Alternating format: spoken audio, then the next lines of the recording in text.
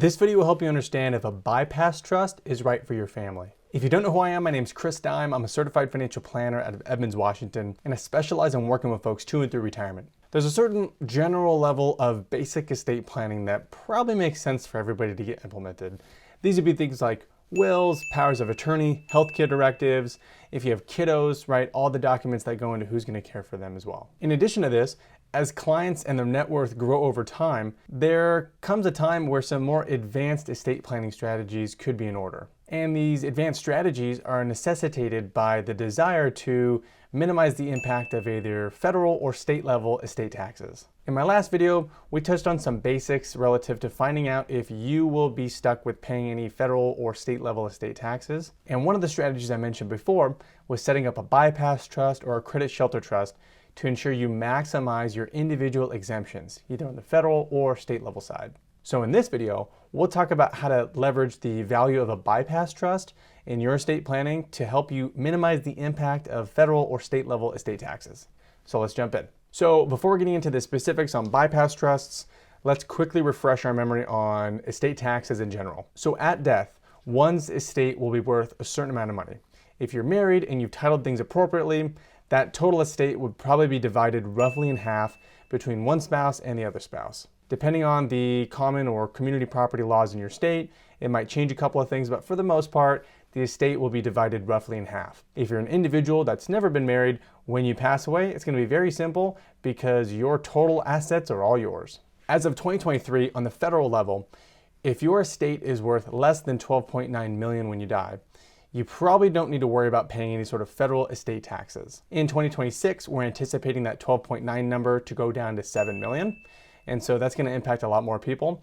But the concept is still the same. If you die with an estate worth less than the federal estate tax exemption, you probably don't have to worry about paying any sort of federal estate taxes. If you're married when you die, you can give all of your assets to your spouse and avoid paying estate taxes at that time. You can also port over or transfer over your individual exemption that's unused. So for example, if I die and I don't use any of my $12.9 million federal exemption, I can transfer that exemption over to my wife, and so that when she dies, she'll have a total of $25.8 million in federal estate tax exemption, meaning that as long as our combined estate when she eventually dies is worth less than $25.8 million, then she won't owe any federal estate taxes either.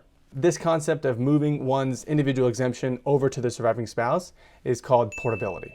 In addition to federal level estate taxes, there are oftentimes also state level estate taxes. Some states don't have a state level estate tax, and for those folks, you don't have to worry about this, but a lot of states do have state level estate taxes, states like Washington, Oregon, New York, Hawaii, and for those folks, you're going to want to be aware of your state's estate tax exemption. In addition, depending on the state, one's individual exemption may or may not be portable. So let's take Washington State, for example. Washington State has a $2.2 million state level estate tax exemption, and that $2.2 million is not portable.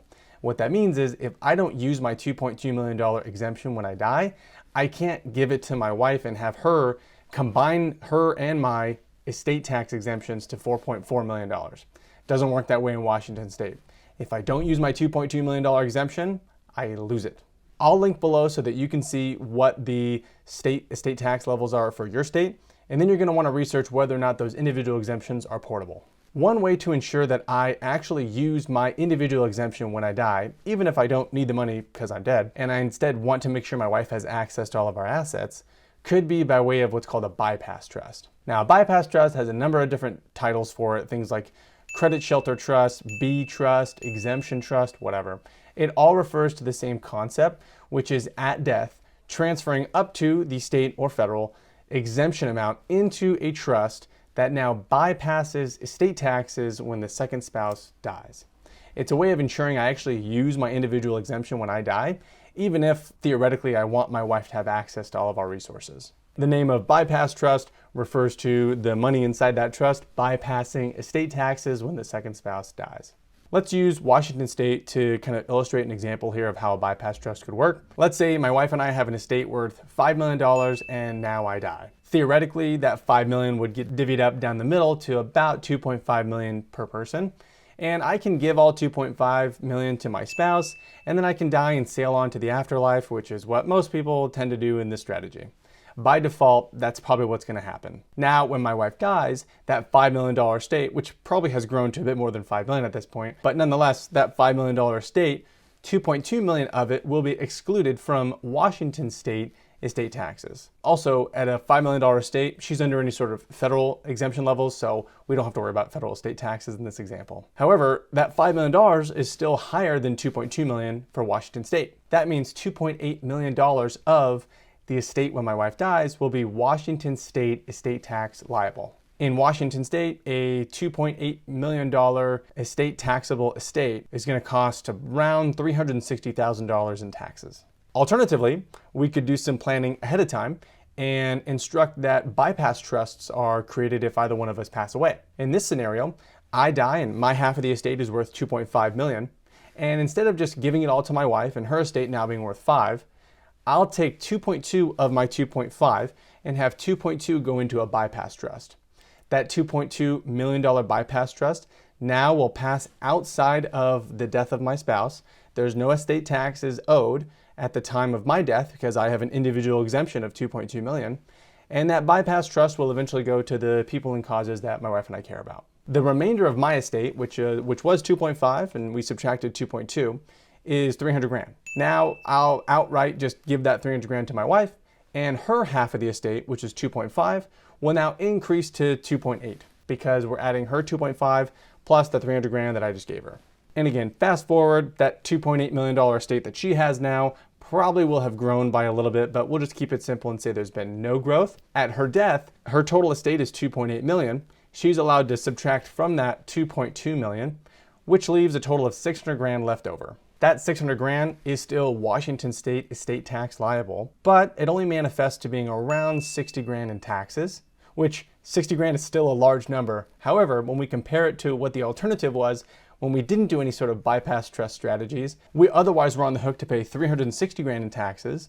And in this scenario, we're only on the hook to pay 60 grand in taxes. So theoretically, we saved $300,000 in Washington state estate taxes simply by paying an attorney a couple $1,000s to ensure that bypass trusts are established upon either one of our deaths.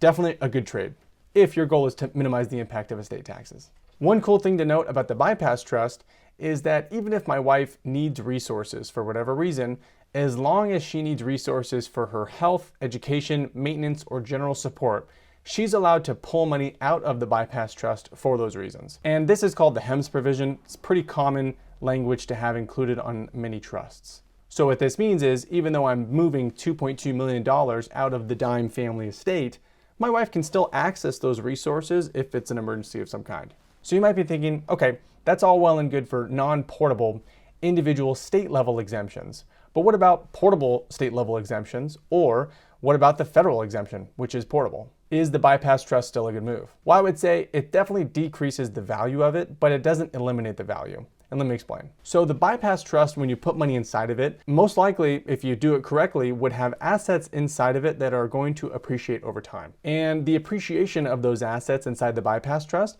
are not taxed when the second spouse dies.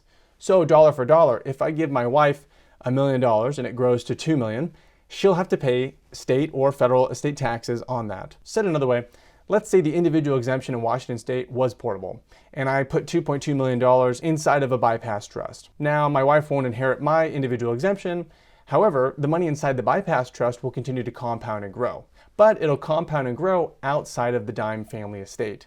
Meaning when my wife dies, whatever value that bypass trust compounded to won't be included and therefore won't be estate taxable when she eventually dies. This is particularly attractive for assets that are most likely going to appreciate but might not generate much income at all. And if you put those assets inside the trust, they'll grow, and any income that it kicks off will be subject to trust income tax rates, which are pretty confiscatory. But the growth of those assets upon my wife's death won't be included in the estate. And so it's a way of moving appreciable assets outside of the estate ahead of when my wife otherwise would need to pay estate taxes on it. So there's pros and cons to the bypass trust. It's definitely not something that I would just willy-nilly walk into. At the same token too, it's still valuable whether or not your individual exemption is portable. Okay, so calls to action. Number one, I'd run a quick search if you have any state level estate taxes that you need to worry about. Number two, I'd run a net worth projection to look if over the next decade or so, you think that you're going to be running afoul of any of these exemption levels. And if so, you're going to want to speak to your financial planner and probably enlist the help of an estate planning attorney to help you strategize around this.